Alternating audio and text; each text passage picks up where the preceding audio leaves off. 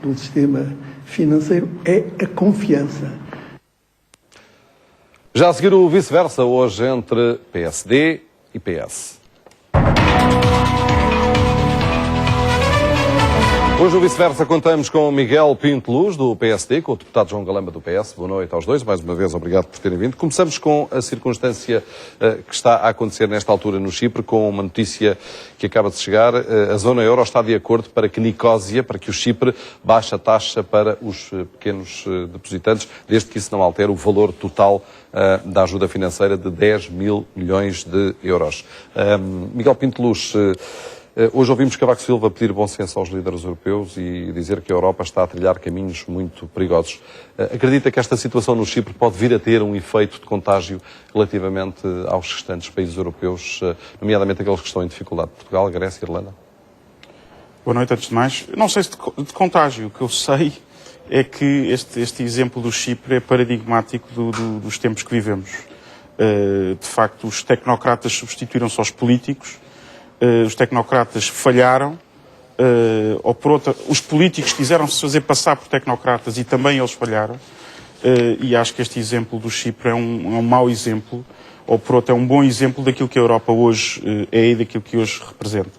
E, portanto, parece-me que o risco de contágio é algo que penso que é diminuto, mas sinaliza de alguma forma aquilo que os líderes europeus veem nas economias que estão a ser intervencionadas. E, portanto, não me parece que seja um bom exemplo e não auguro nada de positivo desta intervenção no Chipre. Por causa de 5 mil milhões de euros, está nesta altura em causa quer o projeto europeu, quer a moeda única para a maior parte dos analistas. Como é que chegamos a este ponto? Não é por causa de 5 mil milhões, quer dizer, isto como eu lhe disse, é pela forma como os assuntos foram 5 mil milhões no caso concreto da Irlanda. O Wall Street Journal relatava o interior, o que acontecia quando as negociações estavam a decorrer, aquilo que a maior parte dos ministros das Finanças europeus estavam a fazer, de alguma forma irónica. Não vou aqui expressar o que estava escrito no Wall Street Journal, mas relata um pouco o que o resto do mundo está a olhar para a Europa como trata estas questões. Uma coisa é certa, não pode continuar desta forma, isto não é cada um salve-se quem puder.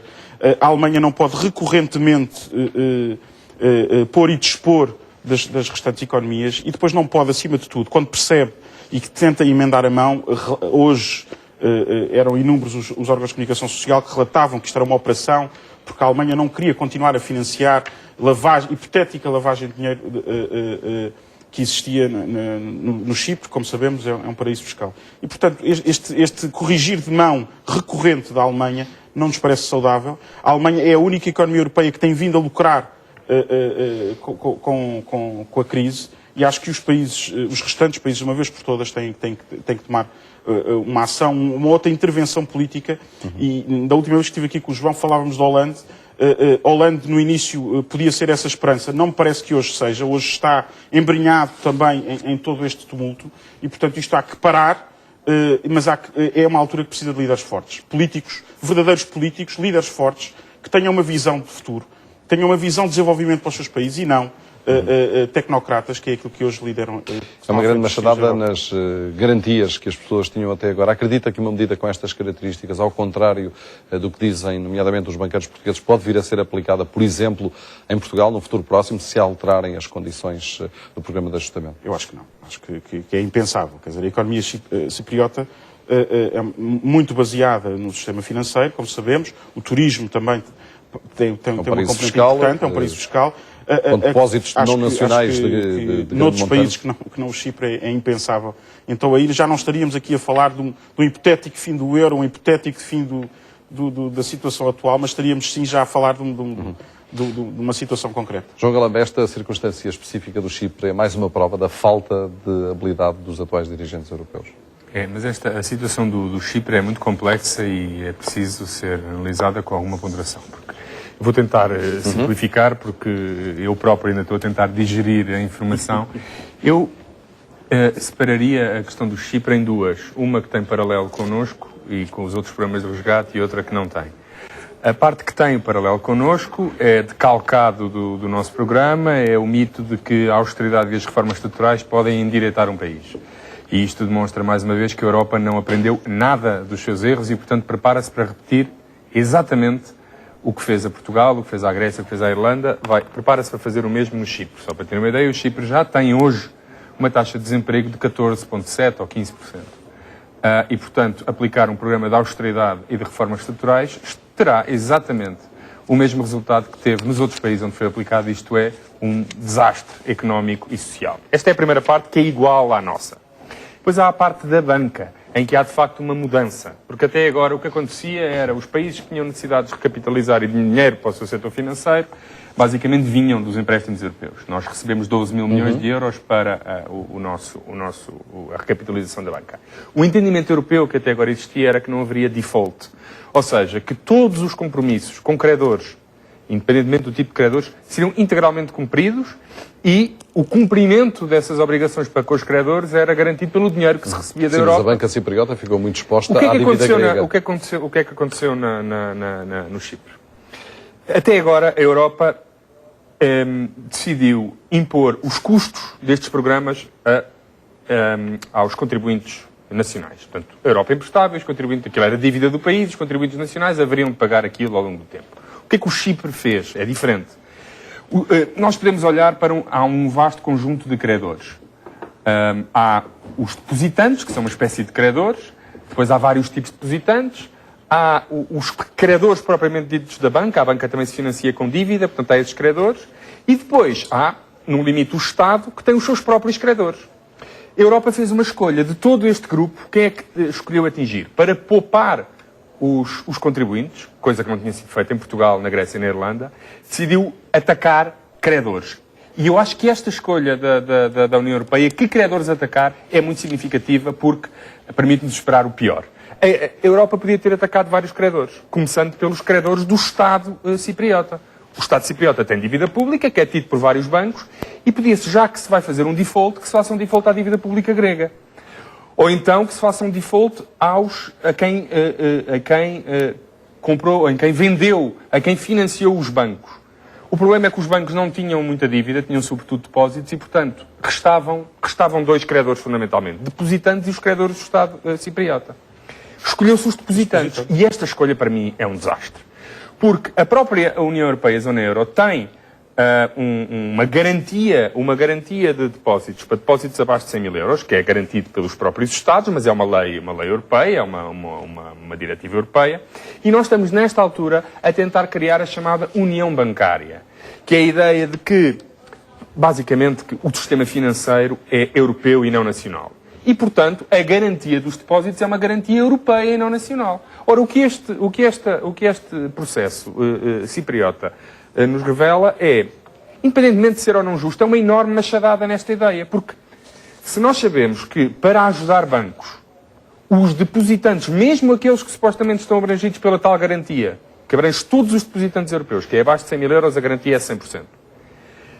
Se num caso de dificuldades, esta lei é deitada para o caixote do lixo e, basicamente, quem tem menos de 100 mil euros ou mais de 100 mil euros é tratado da mesma maneira. Nós estamos a dar uma enorme machadada na credibilidade do sistema financeiro. Esta situação pode tornar-se incontornável. Eu preferiria, já que iam impor perdas a alguns credores, o último grupo de credores a poder perder eram os depositantes com menos de 100 mil euros. Portanto, em primeiro lugar, os com mais de 100 mil euros, em segundo lugar, os credores da banca e, em terceiro lugar, os credores do próprio Estado. O falso argumentário que tem a ver com a lavagem de dinheiro. Porque a razão pela qual se vê aos depositantes é para evitar que se empreste mais dinheiro ao Estado cipriota e, portanto, que a dívida pública seja maior. Mas eu preferia ter ido à dívida quer ao nível pública. da reação dos mercados, quer ao nível da reação dos cidadãos em vários países da Europa. Houve já situações de algum pânico. Há um dado que diz que aumentaram as transferências para os bancos da Suíça.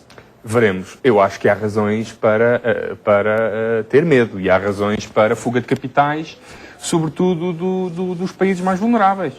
Nós tínhamos até agora uma enorme fuga de capitais. Curiosamente, Portugal era um país sui generis, onde era o único país da periferia onde isso não acontecia, mas nós tínhamos isto na Irlanda, tínhamos isto muito na Itália e muito em Espanha.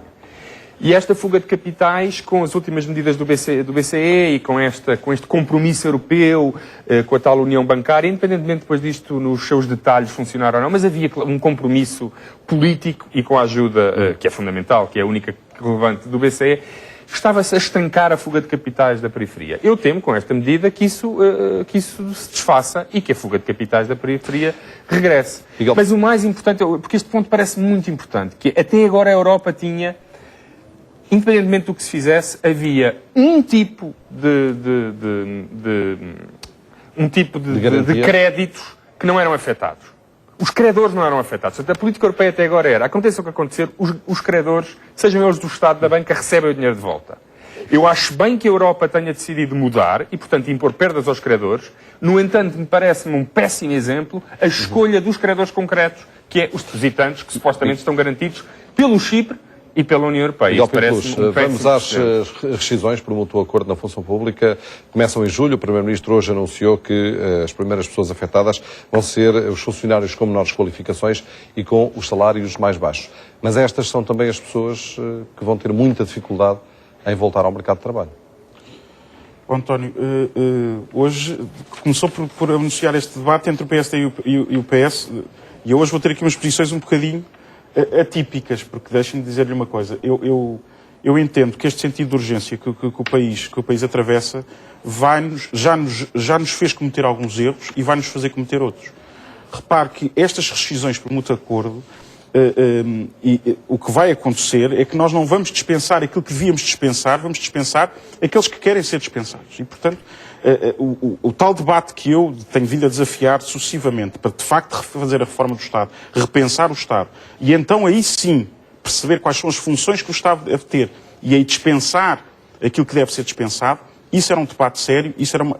Agora, nesta urgência de reduzir custos, temo que se venham a dispensar funcionários que não eram necessários dispensar e que eram, antes, pelo contrário, fulcrais.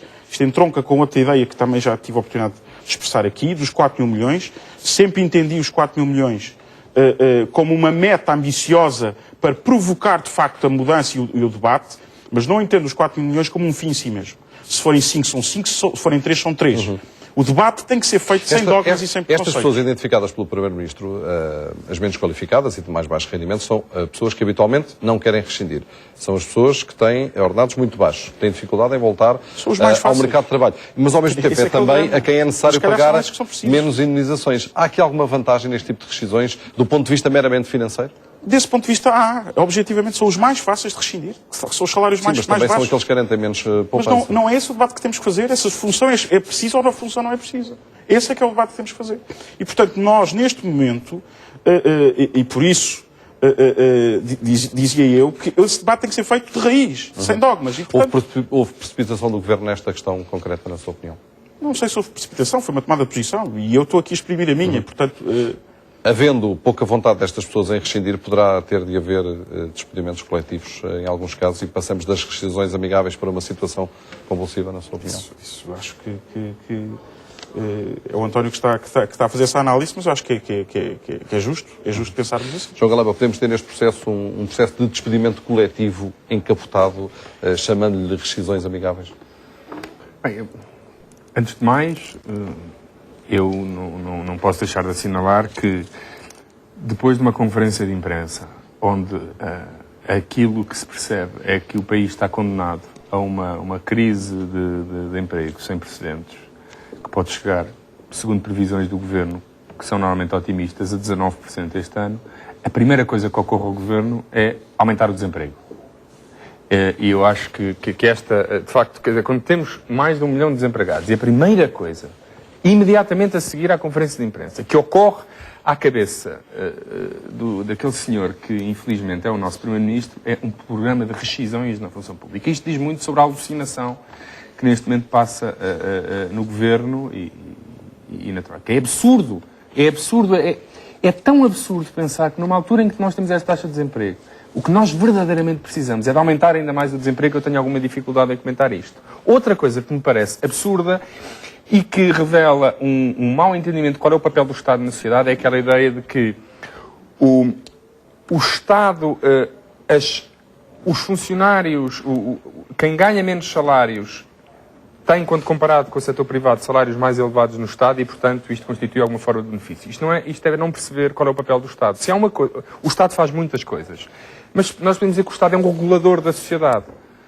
E se há coisa que o Estado deve regular, e o emprego público funciona também para isso, é, por exemplo, regular os salários na função pública. É normal e desejável que um Estado pague menos aos funcionários mais qualificados, não pode ser muito menos, senão não atrai funcionários qualificados, mas que pague menos, e que pague mais aos menos qualificados, ou seja, que o Estado seja um agente de combate às desigualdades salariais. E enquanto que isto não é um problema, isto é algo positivo, a dispersão salarial no Estado ser menor do que na sociedade, o Primeiro-Ministro vê isto como um problema e olha exatamente para os salários mais baixos, como algo que deve ser cortado, ou então como funcionários devem ser despedidos. Portanto, há aqui uma enorme irracionalidade, nada disto faz nos sentido. últimos dias uma ruptura clara com o Governo, a que António José Seguro não chamou definitiva, mas de facto parece, pelo menos olhando de fora, definitiva. Um eventual chumbo do Tribunal Constitucional, algumas normas do orçamento, que deve ser anunciado, pelo menos nas próximas semanas, deve levar o Partido Socialista a apresentar uma moção de censura ao Governo? Isso é uma coisa que terá de ser debatida internamente. O Partido Socialista tem órgãos próprios para debater isso e eu prefiro dizer em sede própria. A decisão ainda não foi tomada, ainda não sei o que é que o Secretário-Geral tem em mente, mas eu acho que isso começa a ser... É uma consequência política, quer dizer, nem tudo. Não. As consequências políticas, uma coisa não tem que ter consequências materiais para deixar de ser importante. E uma moção de censura, mesmo que seja chumbada pela maioria, tem um valor muito importante, nem que não seja o partido da oposição a dizer este governo deve cair já, porque nós queremos ir já para eleições. E isso tem, obviamente, importância. Eu sou da opinião que a tragédia e a incompetência deste governo são de tal ordem que se começa a justificar uma moção de censura. Mas pronto, como disse há pouco, isto é um debate que tem que ser feito internamente no Partido Socialista, veremos qual é a posição do Secretário-Geral e isto será, obviamente, debatido brevemente. Miguel Pinto Luz, temos, depois da 7ª avaliação, mais recessão, muito mais desemprego, falhanço praticamente em todas as metas. Na sua opinião, nesta altura, Vítor Gaspar, o Ministro das Finanças, tem uma posição, enfim, insustentável no seio do Governo. É um futuro Ministro remodelável? Em relação a esse assunto, a minha postura tem sido sempre a mesma e, portanto, é a equipa quem a faz, é o Sr. Primeiro-Ministro e, portanto, ele próprio é quem cada momento avalia o que Mas temos um homem que está cada vez mais isolado, mesmo dentro dos partidos da maioria do qual faz parte. Sim, não temos dúvidas. Uma posição extremamente difícil, as previsões falharam, isso não é escusado estarmos a tapar com a peneira. Portanto, numa situação em que era difícil fazer previsões, e portanto aqui também temos que ter essa atenuante, e portanto isso também é um dado insufismável. Hoje sabemos que vivemos num mundo de imprevisibilidade total e, portanto, cada vez é mais difícil fazer essas previsões, mas deixe-me dizer-lhe o seguinte, em relação àquilo que disse. Falhou de facto, tem vindo a falhar, tem vindo a provar-se que falhou, e eu acho que ainda hoje um colega meu de partido, Miguel Frasquilho, dizia isso, que é o momento de capitalizarmos o nosso comportamento enquanto Estado, enquanto nação, junto da Troika. E, portanto, nós, enquanto assinamos, honramos um compromisso, temos vindo a honrá-lo, e penso, e ao contrário do que o João diz que a política de austeridade não funciona, eu penso que o que falha aqui é a velocidade com que se tentou implementar. Que fomos obrigados e nós também, por excesso de zelo, também tentámos acelerar. Porque eu vou-te exemplos onde, claro que tem que haver uma reestruturação do Estado, claro que temos que tornar o Estado mais enxuto e mais eficaz. Se o João também concordará com isso, que o Estado também tem gorduras. Portanto, esse processo de reajustamento é que foi, de facto, se calhar demasiado rápido. E o que eu digo é que esta é a altura para começarmos a ter um discurso com a Troika mais politizado, menos tecnocrático. E, portanto, é a altura para nós reivindicarmos aquilo que nos é devido pelo comportamento que teve. Um minuto a cada um para este incidente que marca o dia de hoje, que é mais um, e só é relevante por isso, porque, de facto, nos últimos tempos começa a ser já, enfim, muito difícil ao Primeiro-Ministro sair fora de São Bento e não ser apupado e alvo de protestos. Um comentário relativamente à circunstância vivida hoje no ISCS logo pela manhã. O Governo não pode estar alheio à rua, tem que ter ouvidos, tem que estar a olhar para a rua e, portanto, isto Agora, devo-lhe dizer que muitas das manifestações que tenho visto e têm sido muito corporativistas, defendendo setores da sociedade específicos, e temo que esta contestação vá continuar e, portanto, acho que é incontornável. Um governante não pode fugir a ela e tem que continuar a ter a sua agenda, a agenda do seu dia-a-dia e não alterá-la pela rua. João Galamba. O descontentamento, obviamente, que só pode crescer aqui e em todos os países onde estas políticas são implicadas, porque o problema aqui não é falhar previsões. Falhar previsões todos falham. É mais grave que isso. É de uma concepção errada de como é que funciona uma economia num sistema de crise. Ou seja, o erro das previsões é necessário para quem tem uma determinada concepção de como é que funciona a economia. E por isso é que o problema aqui é mais fundo do que Vítor Gaspar. Está em Passos Coelho. Está nos dois. Porque ambos têm uma determinada visão sobre a natureza da crise e das respostas a essa crise. E como a visão está profundamente errada, inevitavelmente as respostas estarão erradas hoje e não depende da dose, nem depende de acertar as previsões. A concepção do que são os desafios que vivemos hoje, de porque é que estamos aqui, o que é que temos de fazer, esta ideia de temos de tornar o Estado mais enxuto neste momento, o que evita que haja uma depressão económica. Quer dizer, eu acho que nós já estamos numa depressão económica. Não é? O Governo acha, por exemplo, que cortar na despesa pública torna o Estado mais enxuto e a sociedade portuguesa mais sustentável. Cortar na despesa pública agora é o maior prego no caixão da sustentabilidade e da solvabilidade do Estado português que nós podemos dar. Porque nesse discurso, a despesa pública neste momento é aquilo que sustenta o rendimento do setor privado. Nós cortamos na despesa pública e o setor privado, que já está a vir por aí abaixo, ficará ainda pior. Portanto, isto é um erro mesmo de concepção. Mas nessa concepção há ainda um terceiro elemento que é uma troika e um memorando. Mas há uma coisa que Onde eu é que sei, até ter um representante dos portugueses que perceba que esta resposta está errada, que o memorando da troika nunca foi uma oportunidade, foi sempre um custo e um problema. O Partido Socialista nunca encarou como uma oportunidade, e sempre como um mal necessário.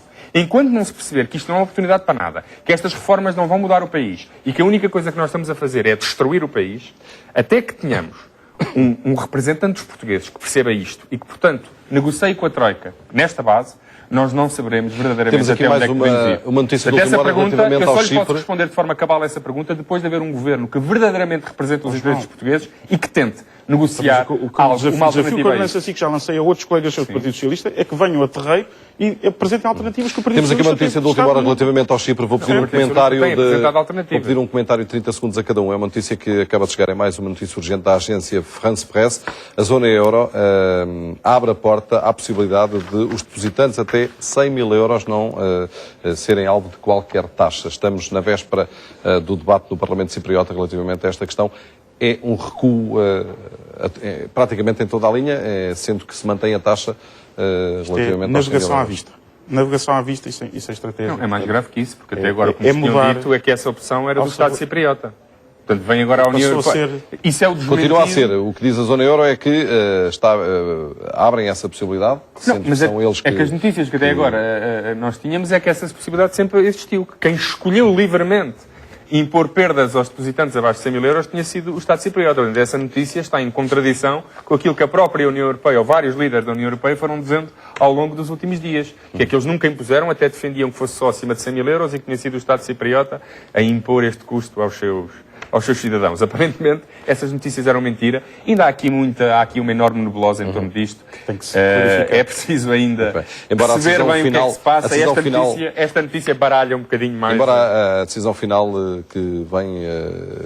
o que diz Bruxelas é que a decisão final depende, eu estou a traduzir do francês, a decisão final depende das autoridades cipriotas que vão, enfim, do governo cipriota e dos deputados que amanhã vão discutir esta questão no Parlamento. João Galamba, Miguel Pinto Luz, boa noite, obrigado mais uma vez pela presença neste Vice-Versa.